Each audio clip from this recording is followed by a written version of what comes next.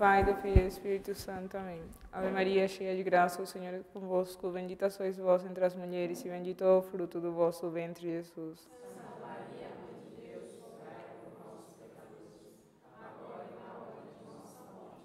Maria, auxílio dos cristãos. São Francisco Xavier. Em nome do Pai, do Filho e do Espírito Santo. Amém. Salve Maria a todos. O nosso tema de hoje é a vida de São Francisco Xavier. Eu tentei resumir o mais desse pequeno livro aqui da Madre, né? Escrita pelo padre José Maria Recondo, jesuíta. Tá? Então, São Francisco Xavier, ele nasceu nessa pequena casa aqui, em Navarra. Era uma terça-feira santa, 7 de abril de 1506. Ele foi o último de 5 filhos. Foi batizado como Francisco por causa de São Francisco de Assis. E era chamado de francês, como era costume na época. Então, o avô dele já era uma pessoa importante e já era tesoureiro do príncipe de Viana. O pai dele também era uma pessoa importante, era embaixador do rei. A mãe dele também vinha de uma família importante, era super religiosa, né? O avô dele era muito religioso. A irmã dele, que é Magdalena, antes dele nascer, já foi dama da rainha Isabel, a católica. E ela depois de ser dama, né, ela decidiu ser religiosa e foi para um convento onde morreu com fama de santidade.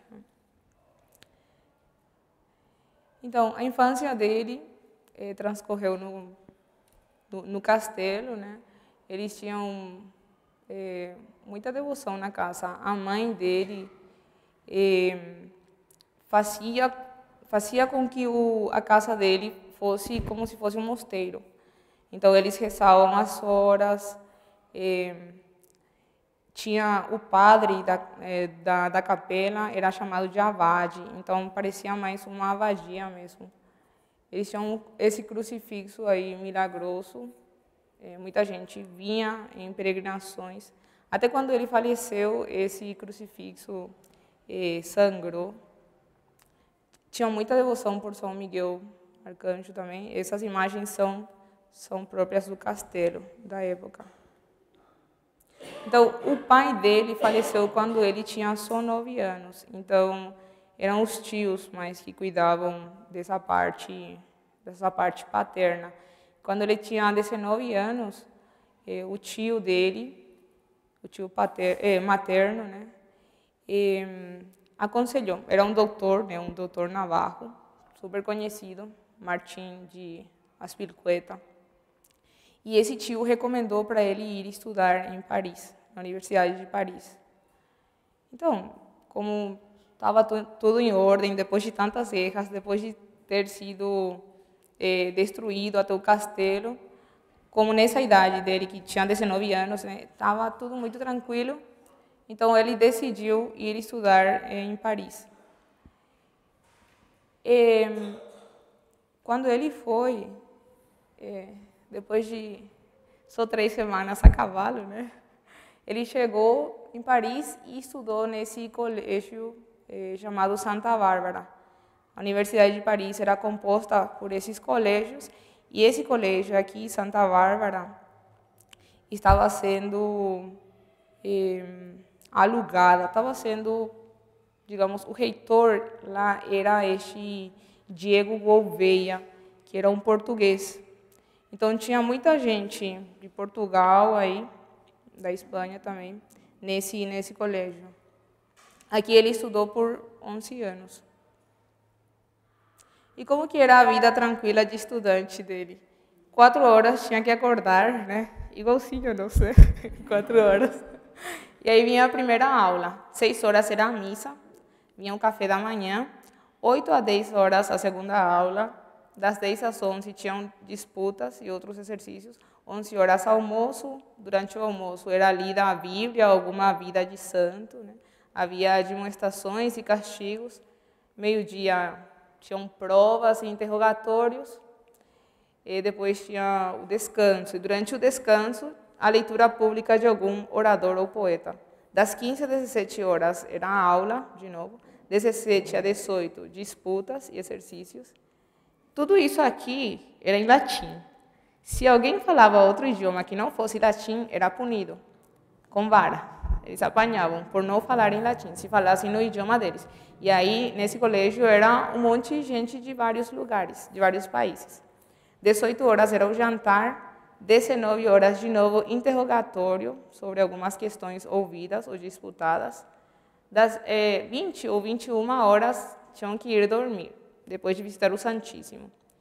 Os alunos que tinham autorização podiam ficar com as velas acesas até 23 horas. E quando ele estava fazendo filosofia, ele conheceu lá este Pedro Fabro. Aqui seria 1526. Então, ele conheceu este Pedro Fabro, que era super piedoso, este moço, né? Também estava fazendo filosofia. E conheceu outra pessoa também, que chegou já com 38 anos, Santo Inácio, que era conhecido como Íñigo, ou seja, o nome dele era Íñigo, só depois que mudou para Inácio, né? Então, este Íñigo, ele vinha, também espanhol, né? Ele vinha para estudar com 38 anos, porque ele não estava conseguindo fazer apostolado, porque ele não tinha nenhuma formação. E ele estava falando de coisas referentes à moral e sobre teologia. Então, ele estava sendo muito perseguido pela Inquisição e por outros, né, por padres, por outros abades. Ele já tinha sido preso por causa dessa questão, né, que ele, sem formação, estava falando. Então, ele decidiu que tinha que se formar como teólogo, tinha que estudar, né? Então, ele estava tentando, em vários lugares onde ele ia, ele estava sendo perseguido. Então, ele chegou aqui, em Paris, e ficou no mesmo quarto com Pedro Fabro e com São Francisco Xavier. Então, Santo Inácio, ele já estava dando os exercícios que ele tinha feito para muita gente. Então, já estava sendo conhecido por muita gente. Muita gente estava vindo atrás dele na Universidade de Paris por causa da fama dele. E eles iam sempre, ele e outro grupinho de pessoas, de outros moços, iam sempre na Cartucha, cada domingo, para se confessar e comungar. Então, estavam comungando e se confessando sempre. E, então, o Pedro Fabro, ele queria ter essa vida que Santo Inácio tinha. Santo Inácio já tinha ido para Terra Santa, em peregrinação, então ele estava incitando também os outros a fazer o mesmo. E aí, o mestre Fabro, né, que depois de estudar já tinha se formado e já era chamado de mestre Fabro, e São Francisco Xavier, mestre Francisco, né? Este mestre Fabro decide deixar tudo e seguir Santo Inácio, né? Só que São Francisco nem se comovia, né? Não estava nem aí. Ele até tinha chegado a pegar 2 jovens, que eram navarros, para poder fazer um processo lá diante da lei, para fazer constar que ele era nobre. Então, ele estava com ideias, né, de ser uma pessoa super conhecida, com poder, digamos assim. E Santo Inácio atrás dele, né? Enquanto isso, depois disso, né, depois de São Francisco ter se formado, tudo como mestre, ele era super brilhante, muito inteligente. Ele foi chamado para ser regente do colégio Bourbet. É assim que se fala, né? Bourbet, que era outro colégio pertencente à universidade, que formava parte da Universidade de Paris, né? Então, ele foi para esse colégio, como era perto, eles se viam sempre com esse grupo de pessoas. Só que, como eu falei, ele não se comovia. Ele não ia para a Cartucha com os outros. Ele não queria escutar, não queria, digamos assim, se deixar tocar pelas palavras de Santo Inácio. Até que um dia, Santo Inácio, depois de andar tanto atrás dele, depois de ajudar ele economicamente, depois de conseguir alunos para ele, como ele estava sendo regente, né, mestre, Santo Inácio falou para ele, né, o que aproveita o homem ganhar o mundo inteiro se perde sua alma. Esta frase tocou muito São Francisco e ele se converteu. Ele começou a ir com esse grupo de pessoas para a Cartucha, começou a comungar semanalmente e se confessar semanalmente. Então, ele, com esse grupinho de pessoas, decidiram, né, seguir Santo Inácio também, para ir para a Terra Santa e fazer os exercícios e ajudar os outros e fazer apostolado. Então, eles fizeram votos, eles fizeram votos de se pôr à disposição do Papa, de peregrinar à Terra Santa, de fazer apostolado, comungar e fazer os exercícios, ensinar os exercícios. Nessa capela aqui, não sei se dá para ver, aqui é a Capela dos Mártires, em Paris. Sim, aqui tinha uma abadia, né? Naquela época, eles tinham que passar por essa abadia. Hoje é aí que está o Monumento Nacional do Sagrado Coração. Uhum. Então, tinha uma abadia, tinham que pegar a chave, ir até lá, até a capelinha, e aí eles fizeram os votos. Tinha sido ordenado já padre Pedro Fabro, então, na hora da missa, ele levantou a patena com a hóstia e todos eles fizeram os votos, né? Eram 7 naquela época. Era 15 de agosto de 1534. Só depois, né, depois de ter feito esses votos, e quando todo mundo já tinha feito os exercícios, aí São Francisco fez o dele. Durante 30 dias, ele amarrou todo o corpo com uma corda, né, e fazia os exercícios sem poder se mexer. Depois, aquilo teve umas consequências, ficou todo inchado, demorou para se recuperar. Mas ele estava com tanto fervor, né?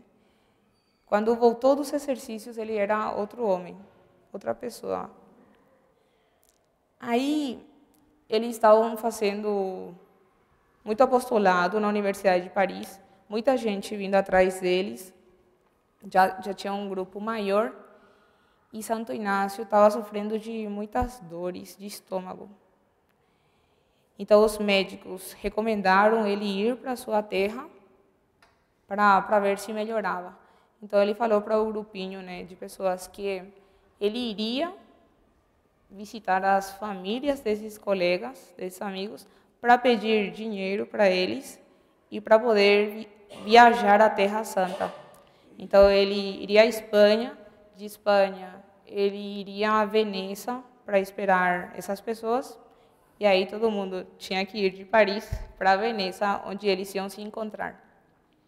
Então, Santo Inácio viajou, aí o grupinho de pessoas saiu atrás. Viajaram a pé, um grupinho primeiro, outro grupo depois, e eles iam em meio à guerra. Estava tendo uma guerra entre Espanha e França, e como esse grupo de amigos alguns eram franceses e outros eram espanhóis, quando os soldados perguntavam, se eram soldados franceses que perguntavam, era o grupo de franceses que respondia, né? Se era um grupo de soldados espanhóis que perguntavam quem eles eram, de onde eles eram então os espanhóis que respondiam. E assim, era Fabro, Laínez, Bobadilla, Salmerón, eram esses. Então, eles foram de Veneza para Roma. O que eles queriam em Roma? Eles tinham que pedir autorização para o Papa, naquele então era o Papa Paulo III. Eles tinham que pedir autorização para poder ir à Terra Santa. E quando eles chegaram em Roma, Santo Inácio ficou em Veneza. Ele não foi visitar o Papa, né? Porque tinha alguns prelados, né? Alguns padres que estavam envolvidos na perseguição a Santo Inácio, então ele não queria atrapalhar essa conversa com o Papa. Então eles foram, quando chegaram em Roma, eles foram conversar com o Papa e falaram que eles queriam viajar à Terra Santa. O Papa, e que também eles queriam receber as ordens, eles queriam ser padres, né? O Papa concedeu essa autorização deles serem ordenados padres e também deles viajarem à Terra Santa. Só que o Papa achava que eles não passariam para a Terra Santa porque estava tendo uns problemas aí com o turco, que era chamado uma pessoa que mandava não sei se no mar, nesse lugar, nas viagens para ir para a Terra Santa. Então, mesmo assim, o Papa deu dinheiro para esse grupo de pessoas para poder viajar à Terra Santa, e também os outros padres que estavam, né, na reunião dão dinheiro para a viagem. Então, como eles não estavam conseguindo viajar por causa desses problemas aí que estavam tendo com os turcos, com a Turquia, eles voltaram a Veneza e começaram a fazer apostolado lá mesmo. Nessa ida de Roma a Veneza, nessa volta, uma vez São Francisco sonhou, e ele contou o sonho dele, né? Ele falou assim: que moído estou, né? Sonhava que levava nas costas um índio que pesava tanto que não podia carregar.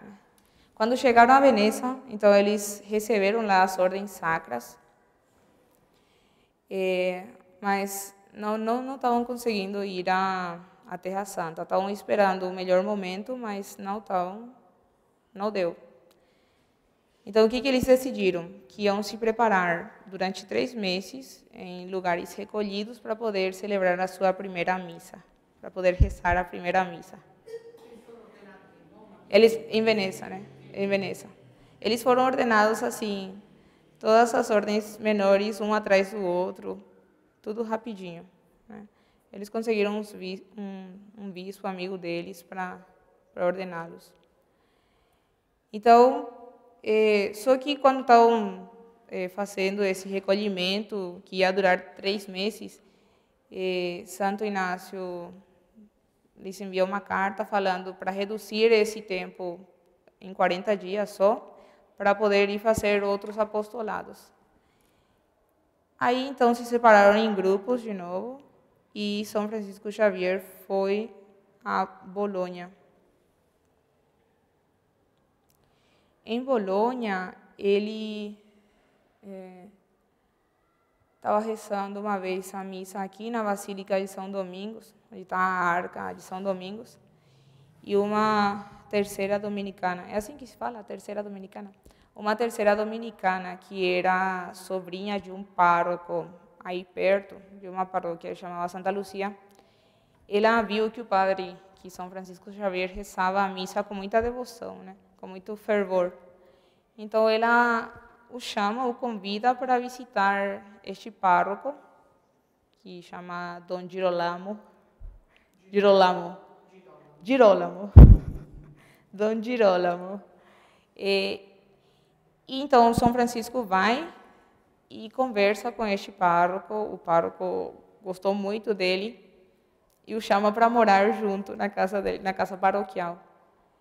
E São Francisco e Bobadilla aceitam morar com o pároco com a condição de eles saírem mendigando a comidinha deles, né, diariamente. Então, eles moravam com o pároco e saíam de casa em casa pedindo comida, esmolas. Então aí ele ajudava também esse pároco. E essa aqui é a igreja Santa Lúcia, né, que hoje em dia já não é mais uma igreja. É um salão onde tem os eventos de uma faculdade lá em Bolonha. Mas nessa capela ele começou a ouvir confissões, fazer pregações na paróquia, na verdade. Coloquei esse capela aí, paróquia. Ouvir confissões, a ensinar as pessoas, e a paróquia começou a se converter. Passou de um espírito mundano para um espírito religioso. O pároco gostava muito, muito deles. Eles começaram a ter muitos filhos espirituais nesse lugar, né? Só que São Francisco, começou a adoecer porque o lugar era muito frio e ele trabalhava demais. E nesse contexto dele estar doente, Santo Inácio chama para que eles pudessem ir a Roma, conversar com o Papa. Então ele vai, e quando estavam indo nesse lugar que chama Storta, madre? Storta, Santo Inácio teve uma visão. Nessa visão, ele fala, né, que Deus Pai imprimiu em seu coração essas palavras, né? Eu vos serei propício em Roma. E aí ele via que Deus Pai falava a nosso Senhor Jesus Cristo, que estava com a cruz carregando, né? Fala, quero que tomes por servidor a este, né? A Santo Inácio. E nosso Senhor Jesus Cristo falava para Santo Inácio, quero que tu nos sirvas. Aí Santo Inácio entendeu que em Roma eles iam prosperar, que eles iam se dar bem, né? Então, estando em Roma, eles moravam em várias casas. Quando a casa ia ficando pequena, eles trocavam de lugar, porque iam chegando mais pessoas para fazer parte desse grupo, né? E teve uma fome, um frio muito grande em Itália, a maior fome, fala assim no livro, né? A maior fome de todos os tempos. E eles começaram a trazer todos os mendigos que podiam trazer para casa. Eles chegaram a ter lá 300 ou 400 mendigos em casa. Eles colocavam a cama para eles, davam comida. Eles saíam para mendigar, para trazer comida para esses mendigos. Faziam fogueira, eles cuidavam, lhes ensinavam, né, catecismo. E assim eles ficaram muito, muito conhecidos, né? O Papa gostava muito deles. E de todos os lugares já começavam a chover solicitações, né? Todo mundo queria esses padres, que eles as pessoas chamavam eles de clérigos reformados, ou eram conhecidos também como mestres de Paris, né? Aí eles estavam fazendo tudo isso, mas eles não tinham ainda claro qual seria o modo de vida que eles iam levar, né? Então, durante uma quaresma de 1539, eles se dedicaram a estudar esse modo de vida, né? Determinaram que eles deveriam prestar obediência a um deles, porque ainda não tinham um superior, né? Não havia uma pessoa que liderasse o grupo. Claro que a alma de tudo isso, daquele grupo, era Santo Inácio, né? Mesmo assim, eles... mas não tinha uma cabeça assim, né? Então, eles determinaram que um deles tinha que ser o líder, e para isso eles... Cada mês era um deles, né? O superior era rotatório, assim, cada um deles durante um mês. Depois, Santo Inácio prepara uma suma e apresenta isso para o Papa, né? o Papa aprovou de viva voz, vive vocis oráculo, aprovou tudo que estava escrito lá, quais eram as regras, qual ia ser o modo de vida que eles iam levar. E além disso, o Papa falou, né, o Espírito de Deus está aqui. Ele via muito que era Deus que estava fazendo isso. Então, na corte pontifícia, o embaixador de Portugal, naquele então o rei era Dom João III, o embaixador dele era Pedro Mascarenhas. E este Pedro Mascarenhas pediu para o Papa para lhe dar alguns desses clérigos reformados. O Papa falou que por ele não havia problema e que eles eram os melhores para poder ensinar ao povo, né? Mas que eram eles mesmos que tinham que aceitar. Então, ele queria pelo menos 4, né? Ou 6. Aí Santo Inácio falava para ele: Jesus, senhor embaixador, se eu der 6, o que me deixa o senhor para o resto do mundo? Ele não podia dar mais que 2. Então Santo Inácio ia dar 2 para ele. Foram escolhidos então para ir para as Índias Simão Rodrigues, que era um português, né? E Bobadilla. Então aqui Pedro Mascarenhas estava só com o embaixador lá em Roma e tinha que voltar para Portugal. Quando ele ia voltar, Rodrigues foi de barco, né, de navio, porque ele estava com febre, estava doente. E Pedro Mascarenhas estava esperando Bobadilla vir de onde ele estava. Só que quando Bobadilla chegou, também estava muito doente. E não dava para esperar ele ficar bom para poder viajar. E o único que sobrava era São Francisco Xavier, porque o resto os outros estavam em outros lugares. São Francisco Xavier, o que ele fazia em casa? Ele era o secretário, né? Ele que colocava, ou seja, mandava as correspondências para os outros, né, que estavam longe. Ele não saía para pregar, não saía para fazer outros trabalhos, porque ele era um pouco fraco, né? Então ele ficava em casa fazendo isso. Só que sobrava só ele.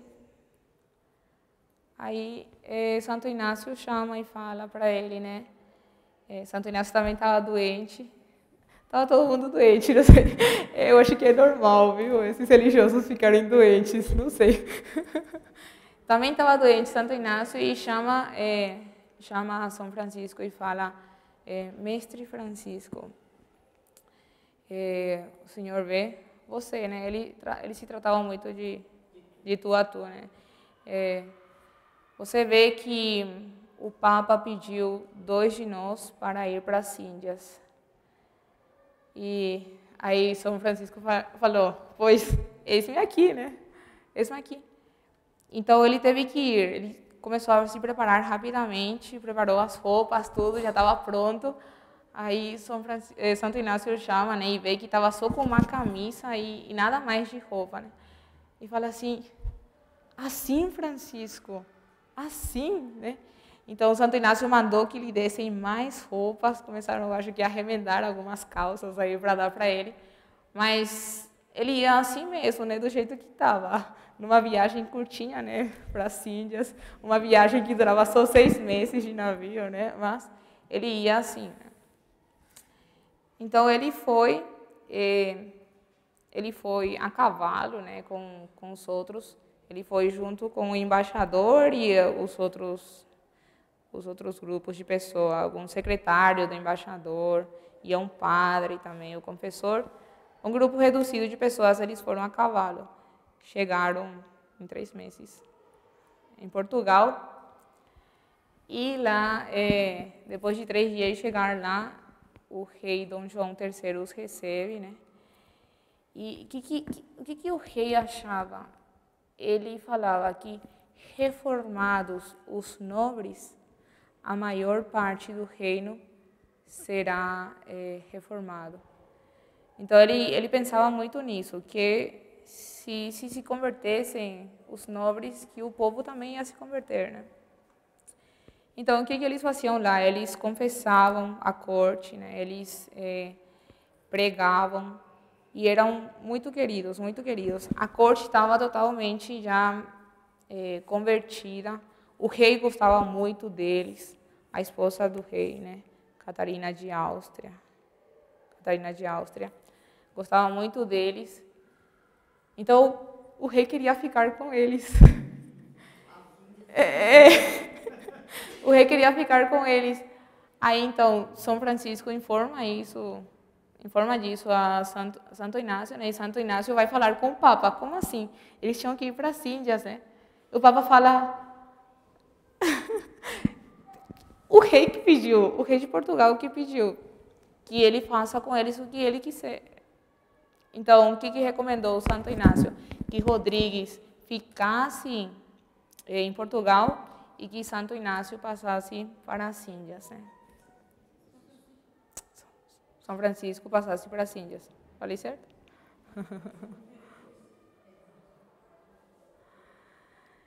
Então, aqui, o novo governador das Índias era este Martim Alfonso de Sousa. Que nós todos conhecemos, que ele foi governador geral aqui também. Aqui também, né? Então, essa pessoa super conhecida, né? E este governador tinha que ir assumir seu cargo, então ia levar São Francisco junto. E já tinha outras pessoas também que tinham se agregado ao grupo que ia viajar, ao grupo de jesuítas, né? Não era só São Francisco, iam mais outros dois, né? Então, aqui um breve resumo.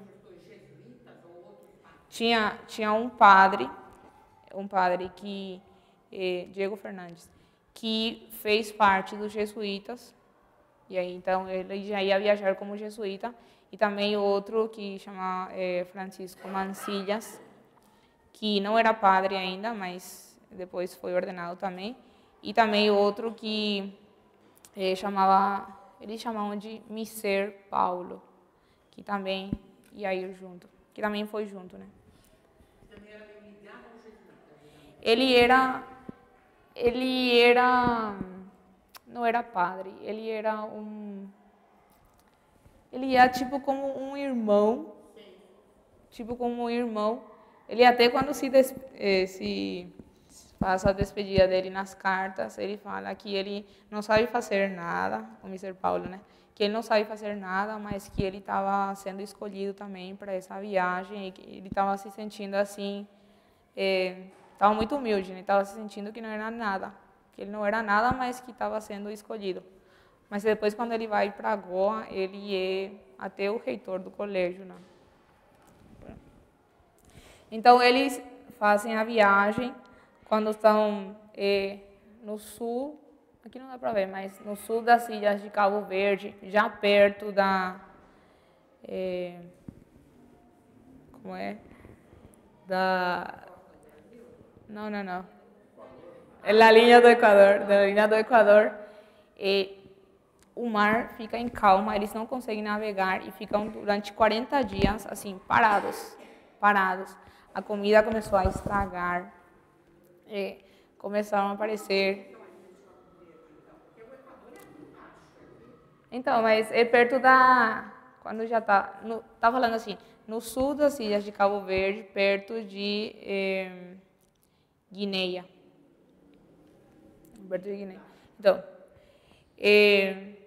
Então começam a aparecer piolhos, as pessoas começam a ficar doentes de escorbuto.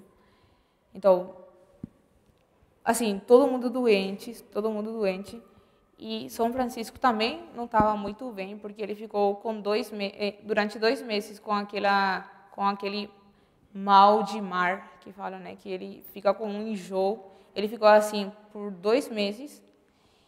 E ele, mesmo assim, ruim, ele começava a limpar os doentes, começava a fazer comida para eles, conseguia água, porque a água também estava escassa, né? Estava difícil de conseguir, a água estragava, era assim, era um inferno, né? Até chama no livro, Inferno em Guiné, né? Inferno em Guiné. E São Francisco fazia isso com a maior alegria, começava a dar catequese, né, para essas pessoas, começava a ensinar, começava a confessá-los, né? Ele que cuidava deles. Então ele era super querido, super querido. Ele e os outros faziam isso, né? Então eles ficaram com uma fama muito boa, né, no navio. Aí depois de 40 dias sopraram os ventos e eles conseguiram sair. E quando estavam já aqui no Cabo da Boa Esperança, teve uma tormenta e nessa tormenta São Francisco ele tirava as relíquias dele, ele fazia as orações lá, ele jogava água benta no mar. Ele era assim considerado o Padre Santo, né? Muito, muito querido mesmo. Depois disso chegaram a Moçambique. Lá todo ano, toda a frota que ia chegava sempre lá. Eles enterravam os mortos, as pessoas que não conseguiam aguentar a viagem. Depois de 4 meses também chegaram aqui, né? As pessoas que não conseguiam aguentar a viagem e morriam eram enterrados aqui. E este lugar era chamado de Tumba dos Portugueses. Depois aqui eles estavam trabalhando no hospital, cuidando dos doentes. Então o governador, ele queria que algum jesuíta ficasse lá. Então São Francisco deixou o resto e ele passou para ir para as Índias. No caminho, eles chegaram nessa ilha que chama Socotora, ou Socotra, né? Em Socotora, as pessoas, os nativos de lá, eles falavam que eles eram os sucessores dos primeiros cristãos, né? Então eles falavam que dos primeiros cristãos de São Tomé e que eles não, coitados, eles não eram batizados, né?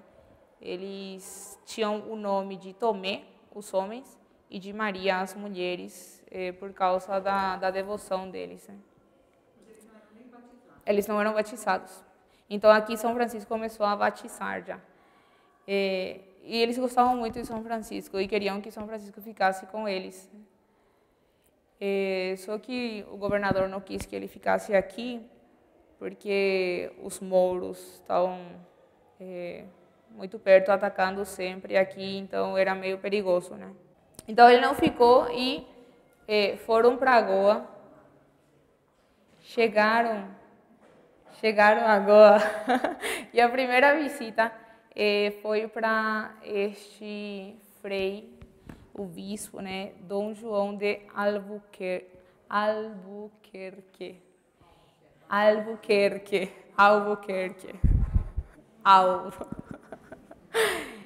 Ele estava regendo, ele tinha a maior diocese do mundo naquele então, né? Este frei era um jesuíta não, franciscano.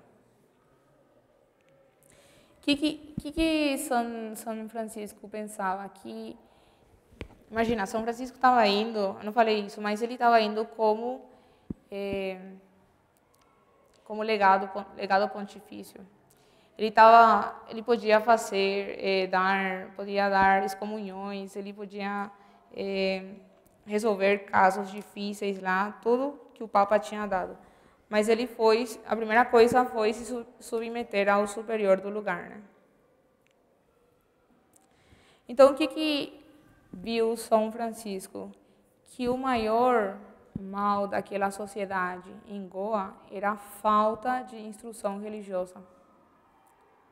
A ignorância, né? A falta de conhecimento. E se decidiu pela catequese pública. Ele saía com um sino, né? Tocando, né, o sino e gritando assim: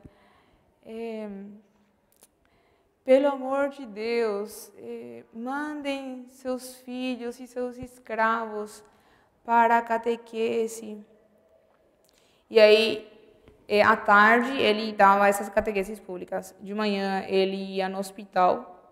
Depois do meio-dia, ia na prisão. E à tarde, ele dava essas catequeses. Às vezes, tinha 300, 400 pessoas nessa catequese, né? Então, ele vai nessa costa aqui, que chamava Costa da Pescaria, onde esses nativos eram chamados de malabares. E esses malabares eram pescadores de pérolas. Eles tinham sido bloqueados pelos mouros por terra e por água. Então, um desses malabares, ele recomendou se aliar aos portugueses para poder ser livres desses mouros, mas eles tinham que se fazer cristãos, né? Então, eles aceitaram, eles pediram ajuda dos portugueses, e os portugueses ganharam dos mouros. Todos eles se batizaram, né? Todos eles... São Francisco, quando contava nas cartas, ele falava assim, né? Muitos deles se batizaram, várias dezenas de mil. Muitos, né? Todo mundo se batizou, foi batizado. Então, ele recorreu toda essa costa aqui, toda essa costa da pescaria. Ficou um ano lá. Subindo mais, ele chegou, aqui não dá para ver, mas Combuturé, chama o lugar.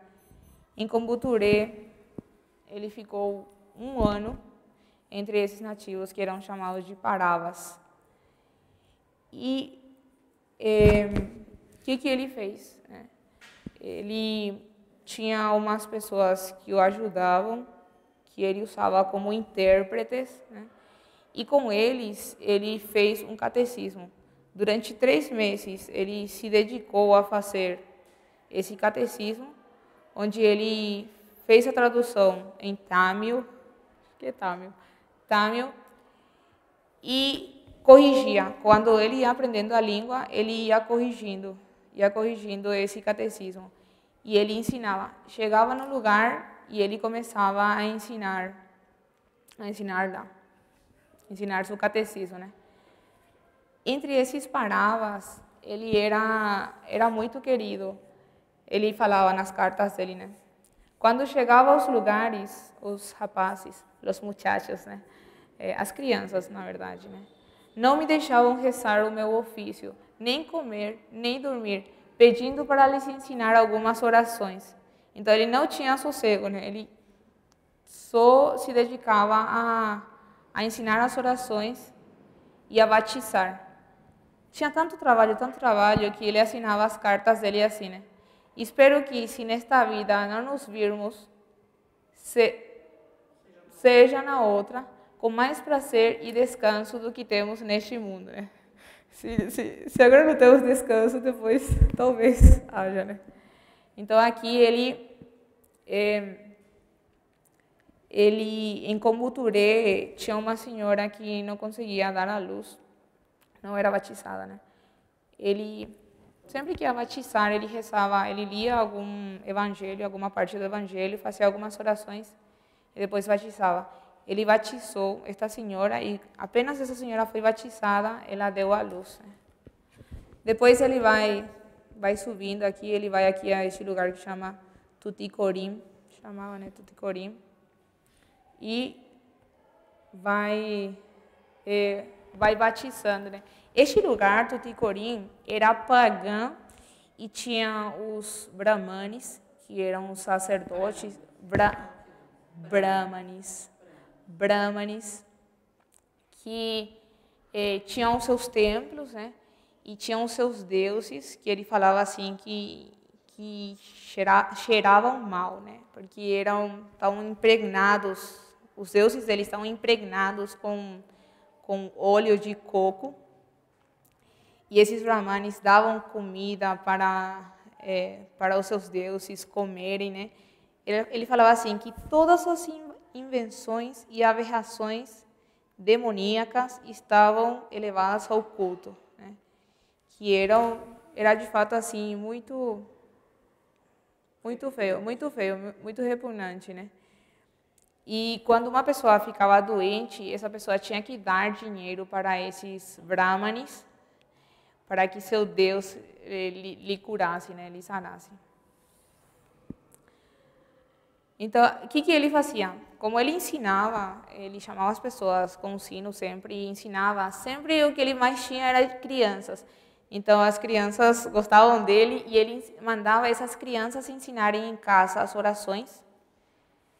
E as crianças iam ensinar, e quando tinha algum doente, eram as crianças que comunicavam quem estava doente. Então, ele ia lá, rezava pela pessoa, né?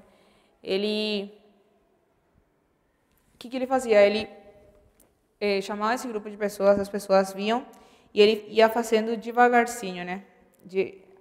O sinal da cruz, e aí mandava os outros repetirem. Fazia de novo, aí os outros repetiam. Era sempre assim, ele fazia e os outros repetiam. Era sempre repetição, repetição, repetição. Todas as orações eles tinham que repetir, repetir. Ele fazia algumas canções, alguns cantos que eles repetiam. E era assim o modo de ensinar, né? Ele estava tão esgotado, né, de tanto repetir as orações nas línguas dele, que às vezes ele ficava assim sem voz, né?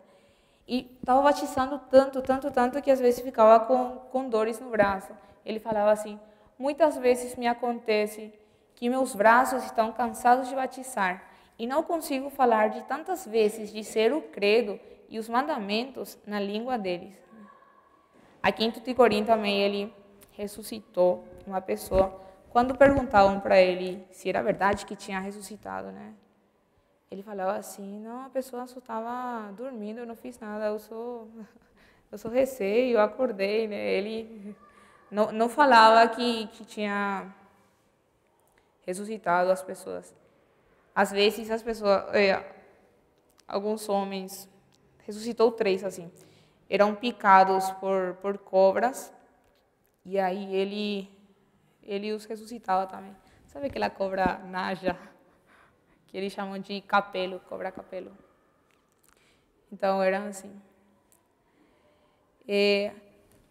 Quando as pessoas ficavam doentes, então, chamavam para ele ir, e não os brahmanes, porque os brahmanes pediam dinheiro, e ele não. E as orações, São Francisco, sabia melhor. São Francisco Xavier sabia melhor suas orações do que os outros as orações deles. Então, as pessoas começaram a chamar ele. Ele levava o terço assim no pescoço e as crianças então pegavam o terço dele e iam nas casas dos doentes, porque como era muita gente chamando, não dava para ele ir em todos os lugares. Então eram as crianças que levavam o terço dele ou algum objeto religioso que ele tinha e colocava nos doentes e rezava as orações, né? Sua roupa assim era muito simples, né? Ele era pior que mendigo, assim. Ele sempre estava com roupa rasgada. As camisas ele pedia para os soldados darem as camisas velhas dele, né? Dormia pouco. Ele comia pouco. Rezava muito, né? Às vezes as pessoas espionavam ele entre as folhas de palma da casinha dele ou da capela, e ele estava sempre rezando. À noite, as pessoas viam que ele estava em êxtase, que ele às vezes levitava, que os olhos dele e o rosto estavam muito resplandecentes. Então, as pessoas viam que ele era muito, muito santo mesmo. Uma vez em Tuticorin, tá difícil. Em Tuticorin, os brahmanes vieram conversar com ele. Assim, um grupo grande veio conversar com ele. E eles confessaram que esses deuses, que essas imagens, eram todo o sustento deles, que era tudo que eles tinham para poder se manter. E aí São Francisco pergunta, né, para eles: quais que são os mandamentos que os deuses de vocês dão, né? Aí ninguém sabia responder, eles eram muito ignorantes, não sabiam nada, né? Aí um deles, que era o mais velho, então chamaram o mais velho, né, para poder responder. E o mais velho falou, depois de refletir, não comer carne de vaca e dar dinheiro aos brahmanes. Assim, São Francisco ficou assim, ele não podia acreditar que o demônio estava sendo colocado no lugar de Deus. Então mandou esses brahmanes sentar e começou a pregar. Pregava. Quando ele terminou, todos eles se levantaram e começaram a abraçar assim de alegria, assim, gostaram muito da pregação de São Francisco, né? Então, alguns brahmanes se converteram. Alguns deles se converteram e São Francisco também conseguiu pegar alguns desses jovens paravas, um desses pescadores de pérolas, para levá-los para Goa. Em Goa estava sendo construído um colégio, e esse colégio ia ser colocado sob o mando de São Francisco Xavier. Então, ele ia levá-los lá. São Francisco ia levar eles lá. Em Goa, quando ele chegou, ele recebeu as cartas que tinham chegado de Europa e ele viu que os irmãos dele tinham feito a profissão solene. Então, o que ele fez? Ele pediu para o bispo para poder fazer também a profissão solene com ele, né? Então, das mãos do bispo, ele fez a profissão solene, ele pegou a fórmula da profissão, dobrou, ele recortou a assinatura de Santo Inácio. Esse aqui não é o relicário real que ele usava, mas é a assinatura de Santo Inácio. Então, ele pegou a assinatura de Santo Inácio e a assinatura dos outros irmãos dele, que fizeram a profissão, colocou tudo num relicário de cobre e deixou pendurado no pescoço até a morte.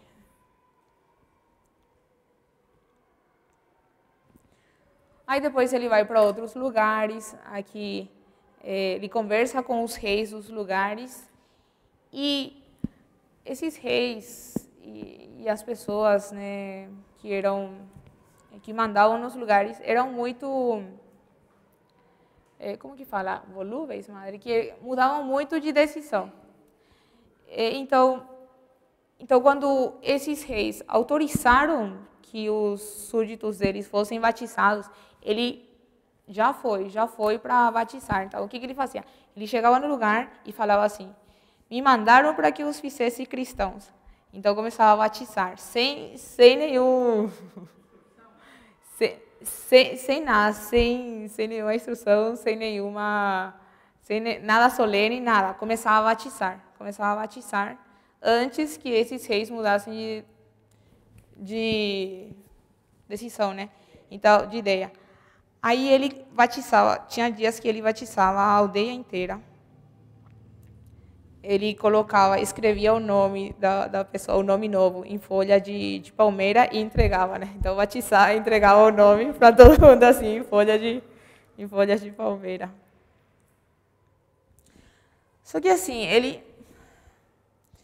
ele já tinha ido por todos os lugares, já tinha ido aqui em Negapatam também, já tinha batizado. Em todos os lugares ele conseguia sempre alguém que o seguisse e deixava essa pessoa como responsável, né, nos lugares para instruir e para fazer as outras coisas que ele fazia. Então ele se sentiu sem trabalho, né? O que ele pensou? Ele pensou ir pedir para São Tomé, aqui a Basílica de São Tomé, ir pedir para São Tomé para lhe dar uma luz. O que ele tinha que fazer agora? Então, só que quando ia viajar, ele em São Tomé de Meliapor, chama. São Tomé de Meliapor. Meliapore, está escrito aqui, mas Meliapor. Né? A Basílica, essa aqui é a Basílica Real. Só que antes de viajar, ele ia ir com um capitão chamado Duarte de Gama. Não é meu parente, tá? Mas ele ia viajar com esse aqui. Não, viajou com Duarte de Gama, né? Quando estava a bordo, ele contou para São Francisco que fazia tempo que ele não se confessava, só que agora ele queria esperar um pouco mais para se confessar, porque ele estava levando junto as ocasiões de pecado. Então, ele não se confessou. Quando chegaram, depois de alguns dias, na praia, ele estava andando, São Francisco, e aí se encontrou com Duarte de Gama. E Duarte de Gama lhe perguntou se quando podia se confessar. São Francisco falou, aqui mesmo, se quiser, andando. Ele se confessou e desde aquele dia ele mudou de vida. Este aqui, Duarte de Gama, depois vai ser importante quando ele for para o Japão. Nesse lugar, quando ele foi, tinha um vigário. São Francisco ficou lá, eu acho que 4 meses, e morava com o vigário. Ele se confessava todos os dias com o vigário, e este vigário não encontrou em São Francisco nenhum pecado venial. Nenhum pecado venial. Tão santo que era. Depois, quando ele foi embora, até ganhou umas relíquias aí de São Tomé. Aqui, então, qual foi a luz que ele recebeu?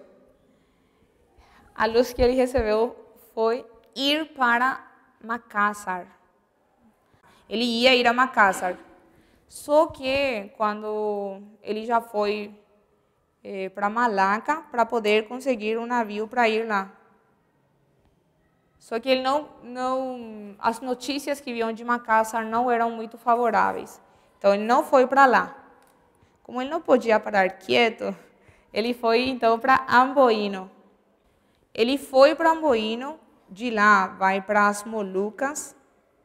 E quando estava indo para as Molucas, teve uma tormenta.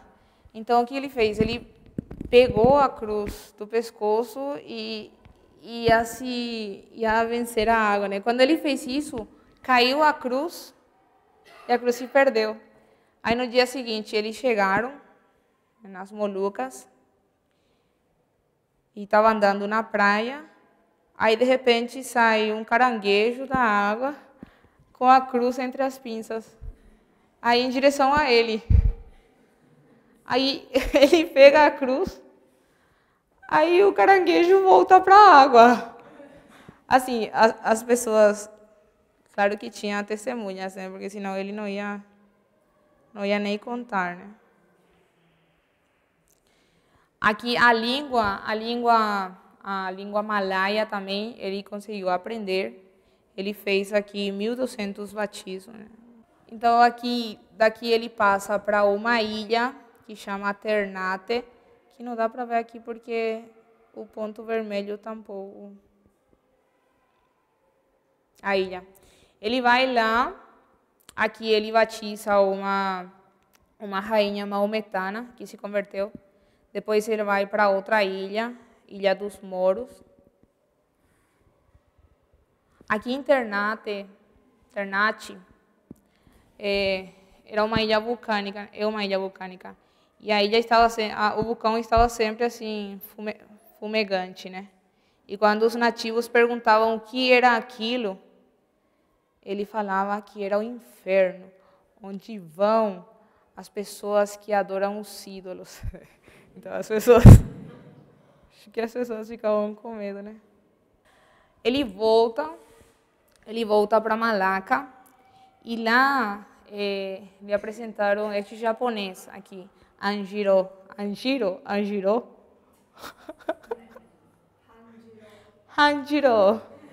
É que em espanhol não tem H, é só Anjiro. Em espanhol é Anjiro.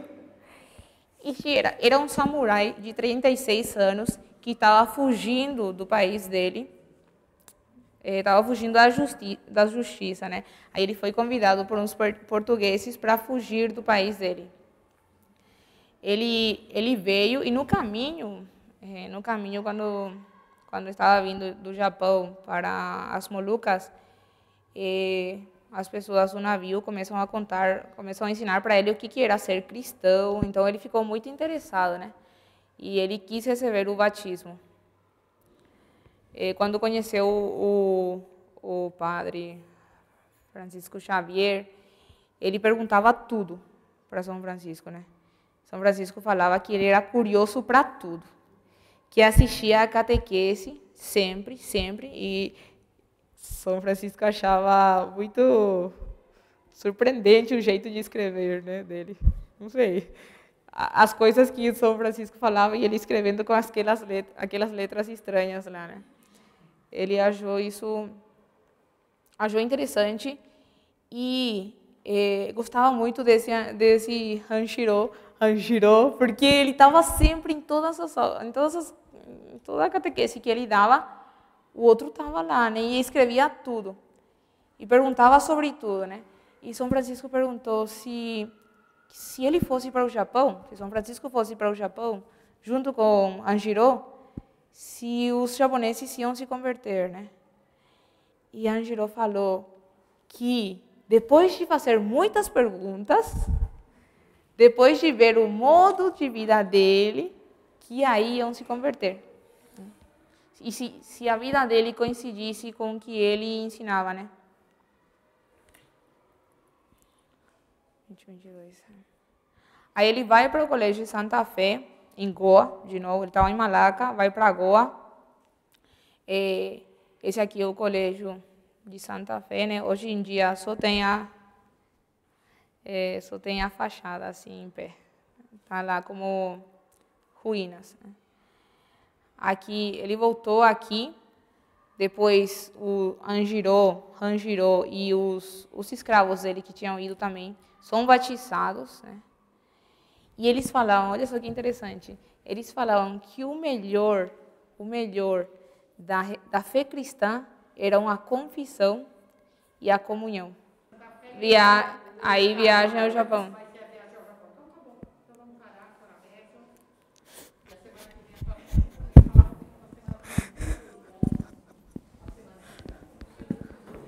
Não, eu acho que a gente deixa para ano que vem.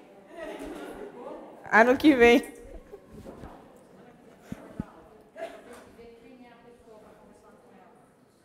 Coitada, eu acho que é a pessoa. Quem é? Ah, eu acho que não vai querer trocar, coitado.